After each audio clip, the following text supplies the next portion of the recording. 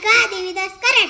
मी इयत्ता 4वी. माझ्या शाळेचे नाव जिल्हा परिषद प्राथमिक शाळा ढोरगाव.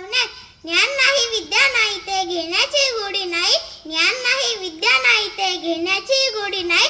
बुद्धी असून चालत नाही त्यास मानव म्हणे का. ओळखलं का मला? मी सावित्री बोलते.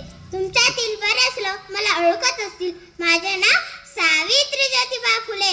माझा जन्म 3 जानेवारी 1831 रोजी सातारा येथे झाला. मी सातारा जिल्ह्यातील खंडाळा तालुक्यातील नायगावच्या खंडोजी नेवसे पाटलांची मी कन्या. अवघ्या वर्षी माझं ज्योतिराव फुले या नावाच्या माणसाशी माझं लग्न झालं. आणि त्यानंतर मला हळूहळू कळायला लागलं की ज्या माणसाशी माझं लग्न झालंय तो काही साधा सुद्धा माणूस नाही, की जगाला ऊर्जा देणारा एक क्रांती सुरस आहे. त्या काळी बायकांना उंबरा ओलांडायची पद्धत नव्हती. बाईच्या जातीनं कसं आपण बरं आणि घरातील माणसं स्त्री पुरुष उच्च नीच असा लय भेदभाव होता. पण या सर्वांवर एकच उपाय होता की तो शिक्षण आहे. शिक्षणाचा ध्यास हा ज्योतिरावांच्या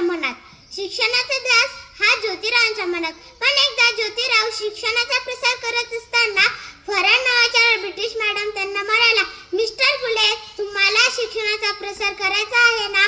जर महिला शिक्षित असतील तर पूर्ण घर शिक्षित होते.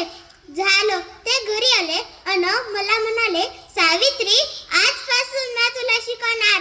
झालं. माझा अभ्यास सुरू. काना मात्रा वेलांटी आकार उकार वेग वेजून 4 व्यतिरिक्त हाच ध्यास मी लिहायला शिकले, वाचायला शिकले आणि मी काव्य सुद्धा रचू लागले.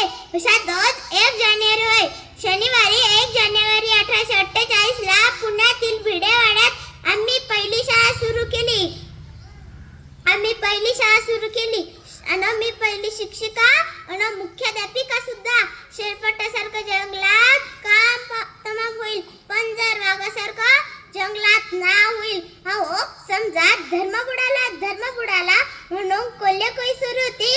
अहो, मी सावित्रीची सावित्रीबाई झाले आणि फक्त आमच्या 18 शाळा झाल्या. कारण आनंदाई तो दिवस आया बायांना शिकवण्याचा.